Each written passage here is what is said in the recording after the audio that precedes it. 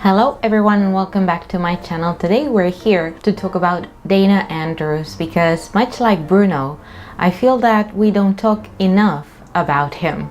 You've been holding out and I want to know why. In my last video, I talked about the best, what I consider the best breakout performances in classic film noir, and I left out two names, consciously though, because I wanted to dedicate each one a video. Those names were Gene Tierney and Dana Andrews. They both got a big breakthrough, appearing together in the emblematic Laura. They were two personalities, two performers that brought so much and that contributed so much to cinema, particularly to film noir. They had great chemistry together. They ended up appearing in 5 films, but none, I think, had the aura, so to speak, that Laura had. But in today's video, I'm not going to cover their films together, although I could, if you want, in a future video. I will, in this case, first talk about Dana Andrews because I feel that we owe him, at least in my channel, I feel that I owe Dana Andrews a proper video. I will do one for Gene Tierney as well. And essentially what I'll be covering in today's video is the importance of his contribution in films, and I will go over and mention 10 films. Probably I'll end up mentioning more, but basically 10 films that I think are essential to understand, to better understand his contribution to films, and that I hope you will enjoy as always. Now, a personal side note to why I love Dana Andrews and why I wanted to dedicate him a video. Well, I have to tell you that he's been a favorite of mine for a very long time, ever since I was little, because my grandmother used to buy this VHS collection that consisted of Samuel Goldwyn releases, and I got to watch many films in which Dana Andrews appeared. My grandmother also loved him, so the affection for him grew naturally. But aside from my personal connection to Dana Andrews, he was an actor that is commonly overlooked, and oftentimes in his movies, especially the ones that involved an ensemble cast, which are in turn his most famous films, sometimes overshadowed by other performances in those films. But he's often regarded as just a stoic male figure of classic movies, of 40s and 50s classic movies. And I'd like to point out in today's video that I think perhaps he is an actor that requires a deeper look to fully appreciate what he's doing on screen and understand the elegance and the subtlety of his gestures, of what's going on in his eyes, to realize that underneath that rough and tough exterior, there is a lot going on. And it is true that oftentimes all these qualities that are thrown against him are also in turn the perfect representation of the tension that was underneath and latent during post-war years. That is why I feel many prominent European directors working in Hollywood, such as Oda Preminger or Fritz Lang or Jacques Tourneur, trusted him because he was, again, that man with all that baggage, which resulted in a certain sense of ambiguity that, again, I think directors like Oda Preminger, Fritz Lang or Jacques Tourneur really noticed and really took advantage of in their films. One of the things that I think were the forte of Dana Andrews' performances was a brilliant combination, in my opinion, of his deep, rich baritone voice and the intensity of what was going on behind his eyes. In the 30s, he arrived to California, he had lots of odd jobs, and he also took opera lessons that were paid by his employer at a gas station, which he fully repaid when he made it as an actor. Eventually, though, he was discovered by Samuel Goldwyn, providing him also with a background in theater, which helped him immensely, mainly in the Pasadena Playhouse. So he had perfect, I feel, command of his voice. That is something I think that comes across in many of his films. Even though he appeared in a musical like State Fair, in which he didn't sing, he was dubbed, but still his voice, you can sense the command of his voice is pretty outstanding and something that works in favor of his performances. What do you do when you don't tell fortunes? I help make them for others. I passed actresses, directors, producers through a publicity mill I ran. They came out famous. Their names in all the papers. You know people like that? I know all people in all places. Also, as you watch more of his films, you realize that he was very vulnerable in his performances, even though his exterior is very stoic and again very constrained. There is always a moment in almost all his films where he gets to crack a little, where this armor of stoicism gets to crack a little, or you get to discover a certain instability underneath. And again, that's why I feel that he represented this ambiguity that was so present in film noir to perfection, and also a certain, again, cracking in the masculine characteristics that were expected of men returning from World War II. And again, Dana Andrews perfectly embodied that conflict, and he, I think, paved the way for what we're seeing today in terms of de-representation of these masculine attributes. Obviously, seen from my perspective, this is my personal interpretation, that was Dana Andrews' biggest contribution to cinema, aside from his wonderful films and his wonderful performances. Now, on to his films, his essential films. As I said before, he was initially signed by Samuel Goldwyn in 1938, and he ended up playing supporting parts in wonderful films from the early 1940s, such as William Wyler's The Westerner with Gary Cooper and Walter Brennan, again against Gary Cooper and Barbara Stanwyck in Howard Hawks' Ball of Fire, a favorite of mine, and perhaps the most critically acclaimed of his early films, and one that has also become a cult classic,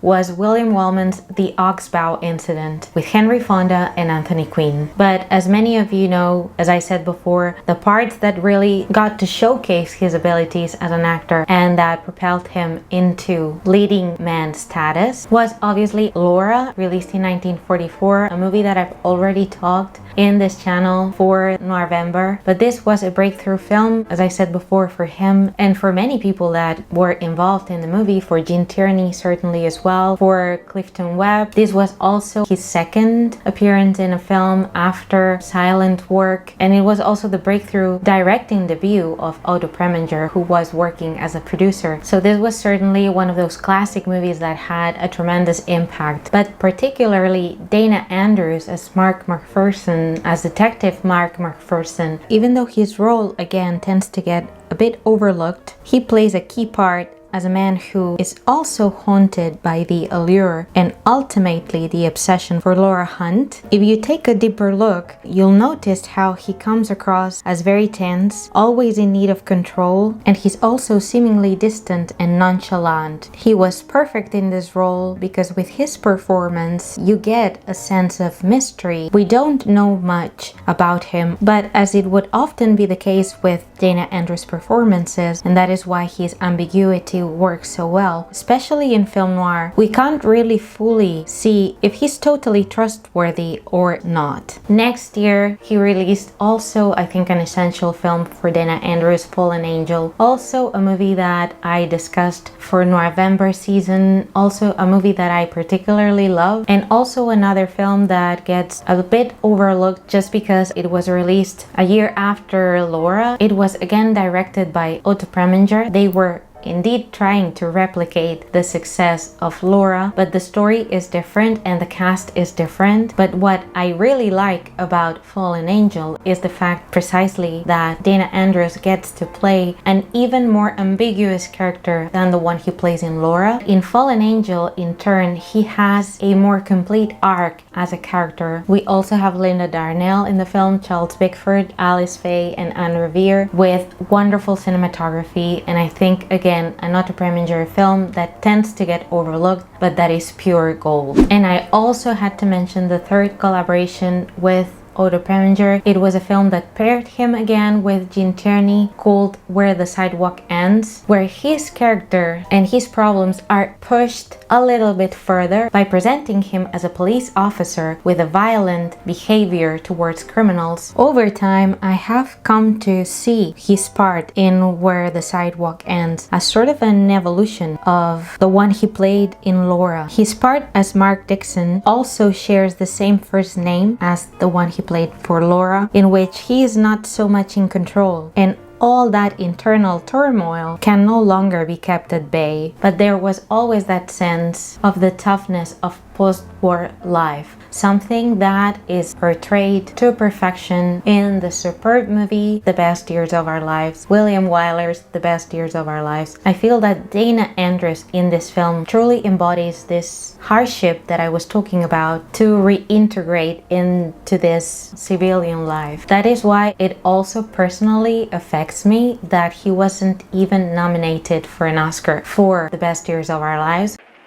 So for me, his performance is one of the most heartbreaking ones, and I feel that both him and also all the women in The Best Years of Our Lives should have been nominated for the terrific job they did. So moving on from that Oscar rant and continuing to explore Dana Andrews' legacy in film noir, another essential film is Boomerang, released in 1947, in which he plays a district attorney fighting political and personal pressures. This was a film directed by Elia Kazan, and one which delves into this whole corruption setting, with the appearance also of Lee J. Cobb, Carl Malden, Jane Wyatt, or Arthur Kennedy, and also two other films to continue exploring, I feel, the legacy of Dana Andrews in film noir, which I think are essential, also because they were the last two films that Fritz Lang directed in Hollywood, also two movies that continue further exploring the morally ambiguous characters are the films Beyond a Reasonable Doubt and While the City Sleeps, both released in 1956. For me, While the City Sleeps is my favorite, but also Beyond a Reasonable Doubt is very worth mentioning. Both are very different, but there is a distinct criticism for, yet again, the corruption present in society in different areas of society. Both also heavily affected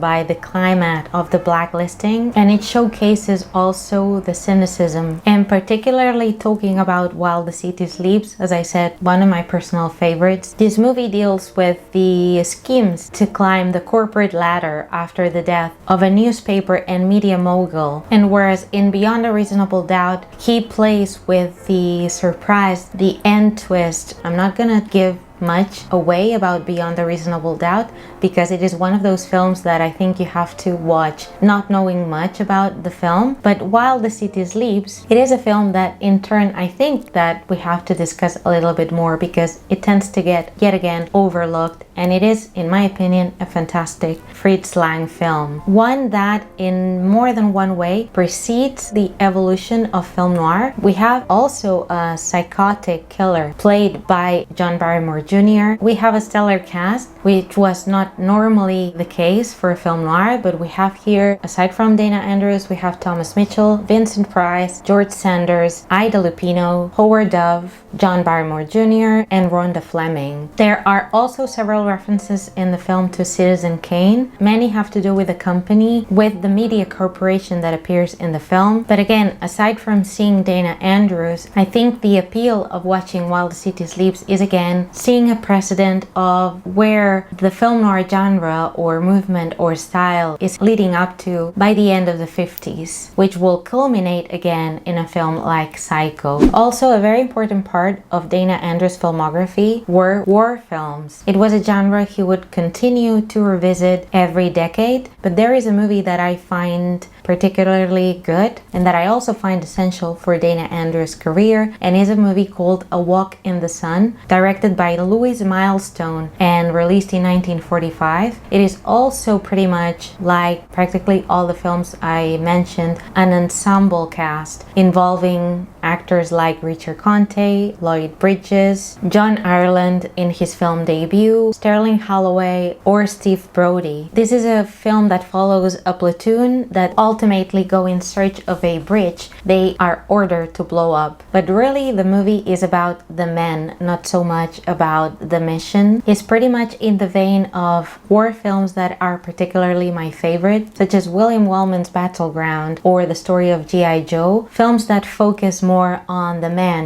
on their conflict, more humane and less propagandistic, again with a great cast, also wonderful cinematography. Another wonderful film that I recently discovered that is not film noir that I really wanted to mention is Deep Waters, a movie directed by Henry King and released in 1948. This is a drama that, despite the title of Deep Waters and the poster, is very misleading. It is a drama that has to do with an orphan boy played by Dean Stockwell and a lobster man played by Dana Andrews living in this beautiful area of Maine. And it is a very touching story, a film that relies a lot on the performances, on the quality of the performances. And we have here, again, aside from Dana Andrews and Dean Stockwell, Jean Peters in a very early role, Anne Revere, and we also have Ed Begley, Cesar Romero, and also a film that is worth watching because it was nominated for Best Special Effects, particularly for a sequence of a storm in the film that is really amazing considering it was made in 1946 or 1947. So I highly encourage you to watch Deep Waters and see the beautiful chemistry between Dana Andrews and Dean Stockwell in a more father-son kind of relationship that really works very well. And last but not least is Night of the Demon, released in 1957 and directed by Jack Turner, which has become over time a cult classic, I think. One in which Dana Andrews plays Dr. John Holden. We also have in the film Peggy Cummins, and I feel this is a great gothic horror, a film that really benefits a lot from its cinematography. I'm not gonna say much more about Night of the Demon just in case you haven't watched it, because much like Peggy Cummins says in the film, maybe it's best not to know. So this is a film that I really also encourage you to watch, even if you're not, much like myself, a big horror fan, but at least this movie has its fair ration of gothic horror. That's all I have for you today. I hope that you have enjoyed this overview of Dana Andrews' career and his legacy and his contribution to film noir and to cinema. If there are other films that I haven't mentioned and that you also love about Dana Andrews, as always, feel free to leave a comment down below. Thank you as always so much for your support, for watching this video, for your love for classic movies, and as always, take care, stay safe, and see you all soon in my next video. Bye!